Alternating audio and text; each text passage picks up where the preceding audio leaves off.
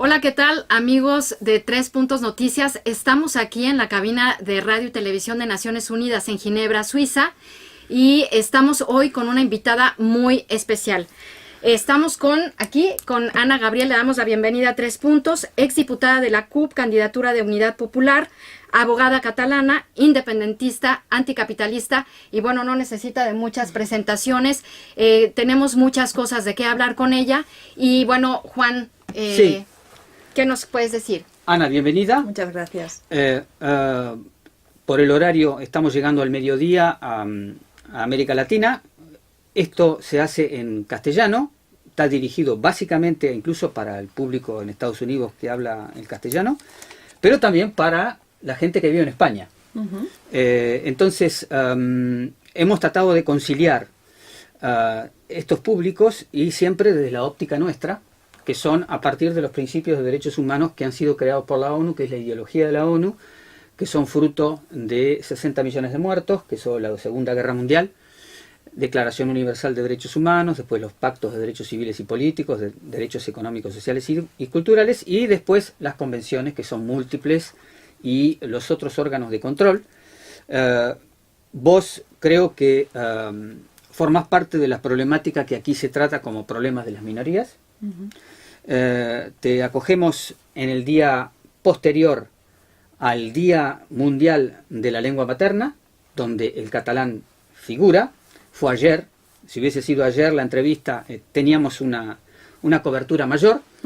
Y además, yo creo que hay otro tipo de problemática que está tratada también por la ONU, que es la problemática de la detención arbitraria, porque te quieren detener y sería arbitrariamente, y también el problema de la sofocación por medios violentos de la protesta social. Pero antes, para lanzarte con alguna pregunta, han pintado algunos medios de prensa una imagen tuya de radical, de extrema izquierda,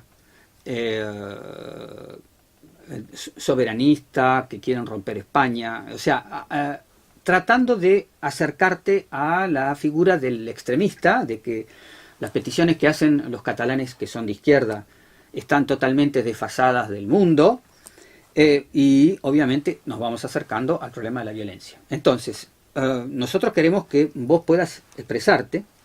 Ha habido una declaración de independencia de Cataluña, ustedes han participado, forman parte de una alianza, y quisiéramos que le cuentes al público cuál es un poco la situación en Cataluña, y después vamos a hablar de tu situación particular por la cual vos hoy estás aquí en Ginebra. Bueno, muchas gracias en primer lugar por la invitación y un saludo fraternal a todas las personas que nos puedan seguir. Y es un placer, la verdad, poderse explicar y no que se expliquen por ti, porque nos encontramos especialmente una parte de los medios de comunicación en el Estado español que tienen un especial interés en construir una opinión adversa y hostil hacia nosotros, con lo cual se explican cosas de nosotros que directamente no son ciertas.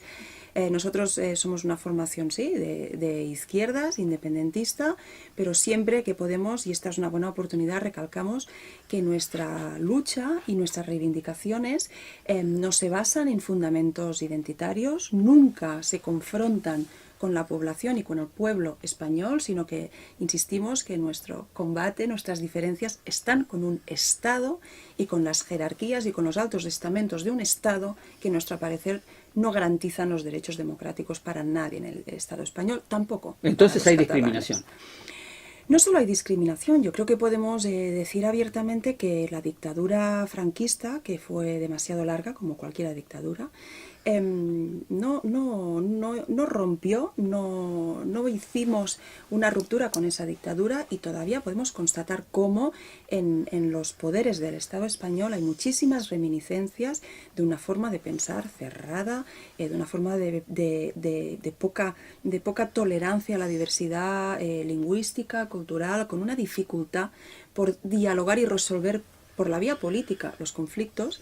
Y nos vemos permanentemente, hablemos de derechos sociales, culturales, de las mujeres o de los pueblos o de las minorías, nos vemos permanentemente abocados a unas lógicas de confrontación que ojalá no tuviéramos que estar siguiendo. Ojalá que en Cataluña hubiéramos podido hacer un referéndum acordado con el Estado español, en que la gente hubiera ido a votar libremente, sin miedo a ser agredida de la forma en que lo fue por parte de la policía. Ojalá que hubiéramos podido tener un debate tranquilo, pausado, los partidarios del sí, los partidarios del no, porque algunos creen que no es bueno que nos separemos, porque otros creemos que sí, que es un vector de democratización, pero no. En el Estado español las urnas molestan. En el Estado español las diferencias molestan. En el Estado español aún molestamos mujeres de izquierdas y feministas haciendo política, con lo cual cada día, y aunque parezca un tema frívolo o menor, pero cada día somos juzgadas también por nuestro peinado, por nuestro físico, por nuestras curvas, ¿no? Yo creo que es tantas cosas las que queremos contribuir a cambiar con ese ejercicio al derecho a la autodeterminación, que es importante que quede claro que es una lucha no solo para un pueblo, sino que es una lucha para el conjunto de pueblos que luchan en el mundo, que no es una confrontación que nosotros tengamos con los trabajadores, con las personas del Estado español, sino que es una confrontación con el Estado, su jerarquía, sus estructuras no depuradas del franquismo, y que desgraciadamente podemos constatar, y ahora hablaremos quizás de eso, que estamos aquí porque estamos siendo perseguidos por lo que decimos. Justamente sos la sexta dirigente política independentista que ha tenido que salir de España, y estás aquí en Suiza y no te has presentado a un reclamo de la justicia federal española, y ha habido ayer el lanzamiento de un pedido de captura, y entonces, bueno, sos la sexta víctima que está fuera del país. Hay de tu misma corriente política personas que están en Bruselas.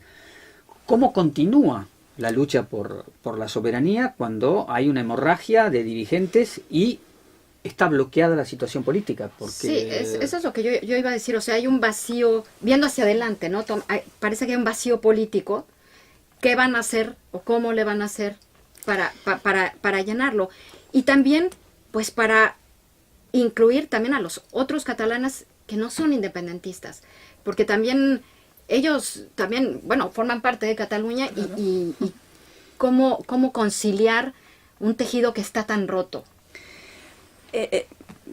La segunda parte me parece muy, muy importante, no quiero revivir la primera, pero yo creo que se ha insistido mucho en un tejido social popular roto, fracturado, dividido y enfrentado. Es una cuestión y es un escenario que nos preocupa muchísimo, porque a nosotros nunca nos ha movido el odio, nunca, al contrario, nos mueve un respeto fraternal. No tenemos ninguna dificultad en discutir, en compartir diferencias, al contrario, queremos poner urnas para que todos se expresen, no los independentistas, todas las personas, evidentemente también las que no lo son. Y siempre hemos dicho, y si perdemos ese referéndum, aceptamos los resultados, faltaría más. Es el bloque que defiende la integridad ultranza del Estado español el que se niega a poner urnas y el que quita el derecho justamente no a los independentistas a expresarnos, que también a los no independentistas, que no tienen oportunidad de expresar y de demostrar que quizás sean mayoría, no lo sabemos. Por lo tanto, esta situación nos preocupa muchísimo, porque es de una gravísima irresponsabilidad llevar a un país a esas dosis de confrontación, cuando nosotros no nos confrontamos ni por un tema de origen, ni por un tema de lengua. Mi lengua materna es el catalán, pero también es el castellano. Tengo familia que viene de Cataluña, pero también la tengo que viene de Andalucía, y algunos que tuvieron que irse a buscarse trabajo a Alemania, y otros que se exiliaron políticamente a Francia. Cataluña es eso, es tierra de encuentro, de cruces, de llegadas, de huidas, con lo cual pues nos duele muchísimo que estemos en esta situación de confrontación que para nada era nuestra opción. Y es verdad que estamos en una situación excepcional. En aplicación a nuestro entender errónea de la Constitución española, el presidente Rajoy suspende de funciones a todo un gobierno, suspende de funciones a todo un parlamento elegido democráticamente. Esto no tiene antecedentes en el Estado español. Convoca elecciones, como ellos dijeron, para que gane el constitucionalismo. Es la primera vez, yo creo, que un jefe de Estado de la Unión Europea avanza que las elecciones se convocan para que tengan un resultado concreto. Es muy poco democrático como planteamiento, y aún así no gana el constitucionalismo, pero siguen queriendo interferir en esa elección del presidente y en esa elección del gobierno, que es lo que merece el Parlamento catalán poder hacer por la vía judicial, anunciando cuáles son los candidatos que pueden presentarse o no en función de su situación de investigados. Con lo cual estamos en una situación muy excepcional en un sentido negativo. era de esperar, y algunos pensábamos que quizás el Estado español pararía en algún momento la ofensiva judicial y retomaríamos el raíl de las diferencias abordadas desde un plano político, pero por lo que vemos no es el caso, con lo cual es muy difícil anticipar cómo se puede desarrollar democráticamente un país cuando tenemos los derechos básicos y fundamentales suspendidos. Somos más de 900 personas las que estamos siendo investigadas. Se habla más de las que lo somos delante del Tribunal Supremo, porque hemos sido cargos electos, porque hay miembros del gobierno, porque tenemos una notoriedad, pero no queremos olvidar a ninguna de las personas anónimas, la mayoría de ellas, que también están siendo citadas: maestros, profesores, periodistas, personas que fueron a votar el 1 de octubre, personas que lucen el lazo amarillo, electos a nivel local. 900 personas en un país perseguidas y enjuiciadas, algunas con amenazas de penas de cárcel altísimas, como es nuestro caso, 30 años de cárcel. Yo creo que lo que dibuja es que lo que tendría que estar bajo investigación no somos nosotros, es el Estado español y su calidad democrática. Bien, entonces la situación está bloqueada y ustedes, varios de ustedes han tenido que salir de España. No quiero hablar todavía de exilio o refugio, pero bueno, quisiera que abordaras esa cuestión de cómo te sientes acá afuera, cuál es tu identidad acá afuera, y políticamente cómo continúa el combate a nivel personal tuyo. Yo aprovecho siempre para explicar delante de algunas voces que parece que se ríen, frivolizan y ridiculizan la opción de que yo esté en Suiza, y parece que hace mucha gracia como si estuviera de vacaciones. Yo creo que ninguna persona que haya tenido que irse de su casa por motivos económicos, políticos o de persecución de cualquier tipo, vamos a encontrar a nadie que se alegre de haber tenido que tomar esa decisión. Me parece que es tan obvio que no hace falta ahondar en eso. Yo no soy distinta a esos millones de personas que han tenido que dejar sus casas por obligación, con lo cual no es una elección nada fácil.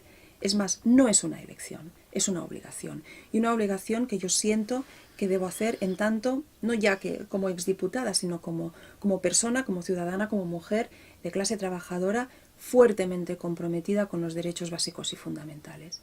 Y para mí el derecho a la libertad de expresión, el derecho a la libertad ideológica, el derecho a la libertad de información también para los periodistas, se tiene que defender en cualquier parte del mundo, en cualquier circunstancia. Y en este momento creo que yo debo hacerlo, aunque tenga el coste personal de dejar a los míos, de no saber cuándo los podré volver a ver, de empezar de nuevo en un país, pero es que ¿la alternativa cuál es? ¿Es la resignación? Sí. Ahora, los cargos que te presentan.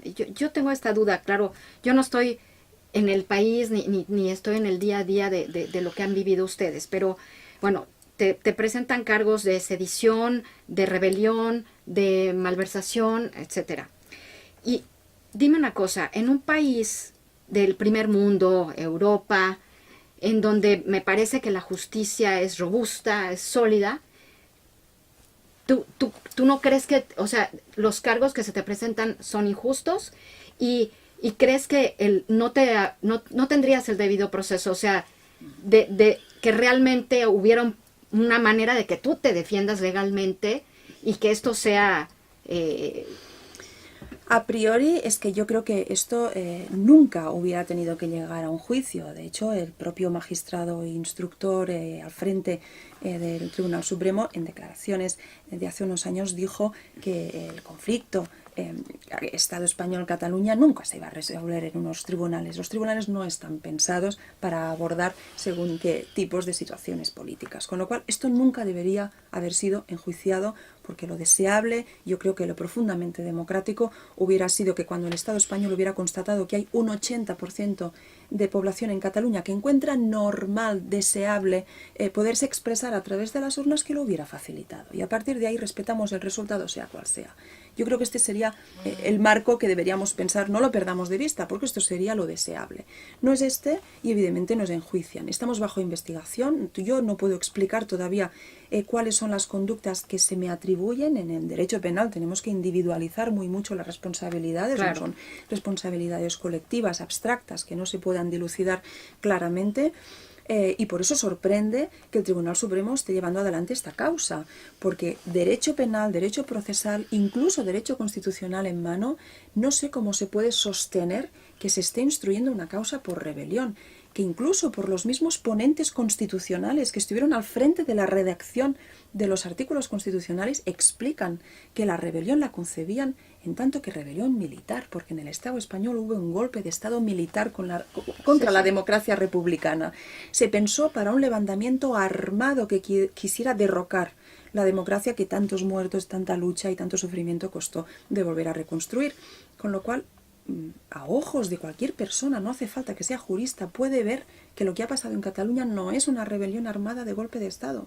En todo caso, lo que se ha hecho es poner unas urnas y los ciudadanos las defendieron con su cuerpo, porque entendieron que era profundamente injusto que la policía se desplazara desde todos los rincones del Estado español para agredir indiscriminadamente, desproporcionadamente, no lo digo yo. Y ahora sigue ocupando, Pues la sí, policía porque, de alguna bueno, manera controla. Argumentan que es contra la Constitución. Ese es el argumento del Estado, ¿no? Que fue contra la Constitución este Pero en todo referéndum. caso, Y claro, eso tú dinos. la rebelión y la sedición están pensados para otros episodios que, insisto, que deben tener asociados de forma intrínseca y evidente un comportamiento violento que luego debes poder individualizar. Por el momento, en las investigaciones yo no sé encontrar ninguna base para sostener esos delitos. La malversación de fondos está pensada para las personas que tenían acceso a la gestión de dinero público. No es el caso tampoco de los diputados que nos quedamos en el legislativo y no tenemos actuación en el ámbito ejecutivo.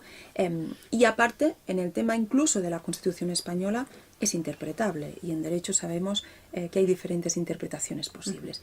Yo creo que la Constitución española, con una interpretación acorde, concorde y armónica al derecho internacional y a las diferentes convenciones firmadas por el Estado español, debe poder admitir un referéndum. Es que incluso yo estoy dispuesta a discutir desde el punto de vista no solo político, sino también jurídico, que yo creo que lo que se ha hecho no es anticonstitucional. Pero el problema es que el Estado español te dice, vamos a discutir eso, pero presa, digamos. Claro, luego está el tema... Porque no vas a poder discutir todo esto en libertad. Luego está la cuestión de la segunda parte un poco de la pregunta, Sí. Viendo que un tribunal que además no es competente para juzgar este tipo de delitos porque se infringe el principio del juez más próximo. Nosotros el juez más próximo no lo tenemos en la capital del Estado, en Madrid, lo tenemos en Cataluña, en Barcelona. Hay un tema de competencia, hay un tema de injerencia del Ejecutivo, hay un tema de manifestaciones públicas reiteradas en las que se construye nuestra culpabilidad, con lo cual creemos que no se está trabajando desde una perspectiva de imparcialidad y por lo tanto creemos que podemos sostener que no tendríamos un juicio justo. Y porque ya hay personas en la cárcel. Y ustedes han recurrido, la autoridad, Sí, o sea, han recurrido hemos recurrido a la competencia del tribunal, se archivó en cuestión de días. Hemos pedido diligencias de investigación añadidas a la sala instructora porque creemos que es bueno que se sepa que los mismos que están instruyendo la investigación, el cuerpo de la Guardia Civil, fueron los mismos que salieron de sus casernas al grito de "a por ellos", en una clara, yo creo, en un claro posicionamiento y una falta de ejercicio de objetividad, y en cuestión de horas se archivó la petición de nuestras diligencias, por lo que hemos pedido testigos también, que observadores internacionales que vinieron el 1 de octubre, pero que puedan todos actuar. no. Entonces la única solución tiene que ser democrática. Eso es. Y para desbloquear la situación tendría que haber un llamamiento a las urnas y no hay otra solución y por eso ustedes resisten y no se van a entregar a la justicia española que los persigue de esta manera. Porque vemos que es una persecución política, que la situación que hay en Cataluña es grave, que la regresión democrática del Estado español, aunque sea un Estado que forma parte de la Unión Europea, es grave. Parece que a veces tenemos mucha facilidad para criticar comportamientos de determinados líderes del mundo, pero cuando toca a alguien de la Unión Europea parece que hay un cierto reparo. Yo creo que nos hacemos un flaco favor haciendo según qué distinciones en el mundo. Yo creo que cuando se comprueba que no hay voluntad de resolver un problema por la vía política, cuando se comprueba que se persigue a personas, que se las encarcela, que se va por la vía penal represiva, que debería ser la última ratio a la que acudir, yo creo que debería haber más voces que dijeran, efectivamente en el Estado español tenemos un problema, y si hay un problema en el Estado español, tenemos un problema en el mundo. Bueno. Exacto. Bueno, entonces, ¿Vas a seguir lo que anunciaste antes de venir para acá, de denunciar toda esta situación represiva que vive tu pueblo y ustedes, y esperar que se abra un camino democrático, digamos?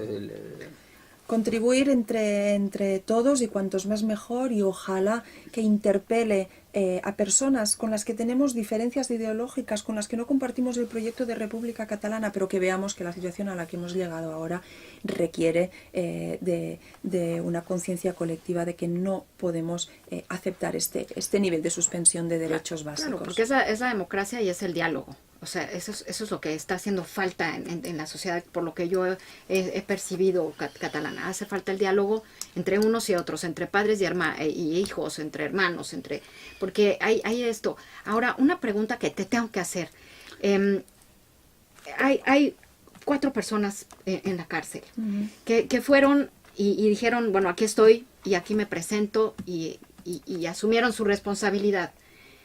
Pero en mi perspectiva de afuera, yo pienso, ¿qué pasa o cómo explicamos que el capitán del barco es el primero que huye y deja el barco? O sea, normalmente el capitán es el último que deja el barco y abandona. Y en este caso, el capitán del barco se fue y ellos se quedaron allí.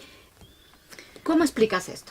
Yo creo que la mayoría de personas, de hecho, están en Cataluña. Si tenemos en cuenta las 900 que están siendo encausadas, es muchísima gente. Y yo le quitaría, y que se entienda bien cuando me refiero a eso, le quitaría valor a cuando hablamos de capitán del barco. Por ponerle en una metáfora. Pero este gobierno que fue depuesto por la aplicación, creo, mala aplicación del artículo 155 de la Constitución española, que yo creo que no da ese tipo de poderes al Ejecutivo, fue depuesto. La intervención que se hace desde el centralismo del Ejecutivo de Madrid a la situación catalana es total y absoluta, suspendiendo la autonomía de sus instituciones, por lo tanto, contraviniendo su propia ley. Y es que yo creo que el Estado español, la regresión llega a un punto que incluso deja de aplicar su propia ley, deja de aplicar el Estatuto de Autonomía, lo que se concibió como el Estatuto. O sea, no quedaba otro camino que salir afuera y denunciar. Yo creo que el hecho de que unos cuantos consejeros decidieran pues poderse ir a la capital de la Unión Europea, eso es, ¿no? Yo creo que se hizo con la intención justamente de hacer abrir los ojos al máximo de actores políticos y a nivel internacional, claro. Y yo creo que las personas que están en la cárcel, es que cada día que pasa que están en la cárcel, recordemos que es una prisión provisional, que no han sido condenados, sí. Aumenta, yo creo, el grado de gravedad de lo que está pasando. Con lo cual yo creo que nadie esperaba que tuviéramos que asistir a esta situación, y ahora yo creo que tenemos que actuar en base a la realidad que tenemos. Somos conscientes que nos enfrentamos a un Estado muy poderoso y parece ser con muchas ganas de humillarnos, y de que nunca más nadie en el Estado español se atreva a poner unas urnas para preguntar nada a nadie. Y delante de esta situación y de este nivel de amenaza, pues yo creo que debemos entender también las diferentes formas de responder a ello. A mí algo que me preocupó muchísimo, que bueno, parece que no tiene mucho que ver, pero creo que tiene mucho que ver, es lo que pasó ayer en la exposición esta de Arco en Madrid, que ponen Santiago Sierra unas fotografías, y 20 y tantas fotografías, y la obra se llama Presos Políticos. Y la mandaron quitar. Entonces, ahí yo dije, ¿pero qué está pasando con la libertad de expresión en España? O sea, tiene un nombre, es, ¿no? es el arte, o sea, es arte. Estamos hablando de arte que provoca, etcétera, pero es una obra de arte. Y de censura. Exactamente. Me preocupó muchísimo esto, porque dice mucho. Ayer coincidió la retirada de la obra de la exposición Arco, que además es una convocatoria y un certamen de prestigio internacional, sí, y que sí. es muy concurrida, y que en el ámbito del arte no es cualquier cosa, y por lo tanto es muy significativo, porque yo creo que debemos pensar, si se atreven a censurar una obra en Arco, que no se atreverán, porque Arco tiene difusión, todos hemos sabido lo que ha pasado, ¿no? Entonces, si a ese nivel se actúa, imaginemos a otros niveles con menos difusión lo que se puede llegar a hacer. Yo creo que es muy grave, ya estamos tocando también el ámbito de la expresión artística, un ámbito donde siempre los artistas, pero los escritores, los músicos se han expresado y defendido expresarse con total libertad, porque es un ámbito de creación, de repensarse, de crecer, etcétera. Y ayer mismo también conocíamos la condena a un cantante, 3 años y medio de prisión por unas letras ofensivas contra la monarquía, ¿no? Yo creo que ayer lo que pasaba en el Estado español es una prueba, una de las muchas pruebas, pero es una prueba de que yo creo que debe interpelarnos a todos con independencia de nuestra ideología o de nuestras opciones, ¿no? Para ir terminando, para enfocar tu situación personal aquí en Suiza, sos una ciudadana de la Unión Europea, podés circular sin ningún tipo de problema, pero las amenazas del Estado español es de transformar este pedido de captura hasta ahora con validez dentro de la geografía nacional española al exterior y a pedir obviamente tu captura aquí y la extradición. ¿Cómo enfocás esa perspectiva? Que me imagino que la debes tomar en consideración. Ahí tienes un abogado, ha salido su identidad públicamente. ¿Cómo está la situación discutiéndola con tu abogado sobre cómo vas a enfrentar esa eventualidad? Nosotros pensamos que no hay base jurídica para sostener este proceso de instrucción, que los delitos que se investigan simplemente no se han producido.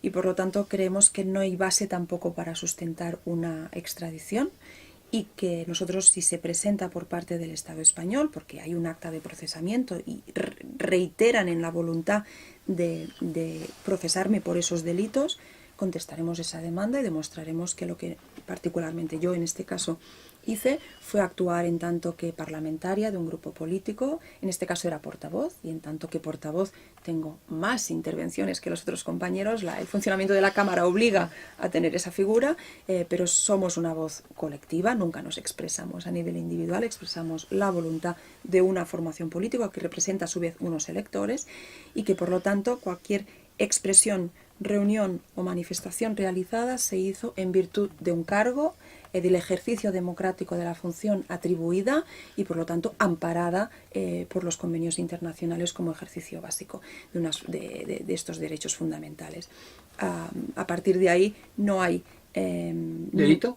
No hay delito, exactamente. Por lo tanto sería extradición que a nuestro entender tendría que ser declarada, rechazada, porque no se sustenta sobre una base acusatoria que pueda probar que lo que se ha hecho no sea otra cosa que ese ejercicio fundamental de Entonces, derechos. esta es un poco la base legal que vos vas a esgrimir, quedándote aquí en Suiza para defenderte de un eventual pedido de extradición de España.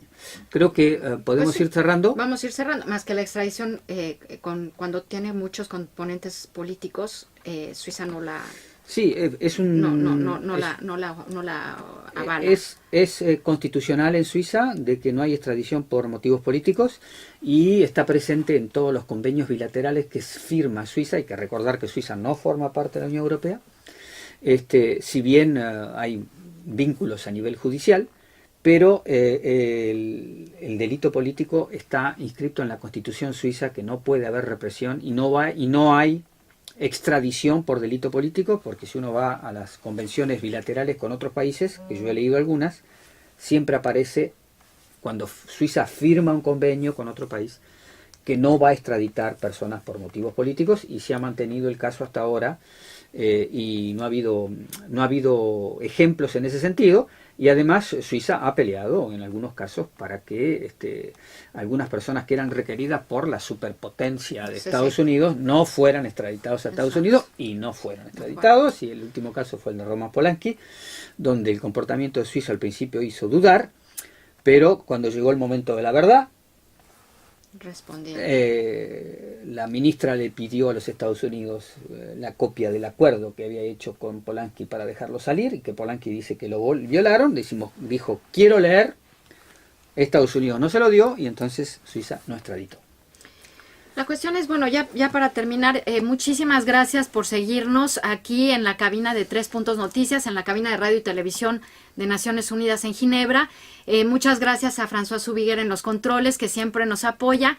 Y bueno, Ana Gabriel, no sé si quisieras cerrar tú con algo, no sé si quisieras decirle algo, porque los catalanes te han escuchado mucho, pero no sé si quisieras decir algo a los españoles, no sé si quisieras decir algo para cerrar. De hecho, me puedo dirigir indistintamente a catalanes, a españoles, pero también a mexicanos, a argentinos y a cualquier persona del mundo. Agradecer las muestras de solidaridad y de apoyo. Yo creo que en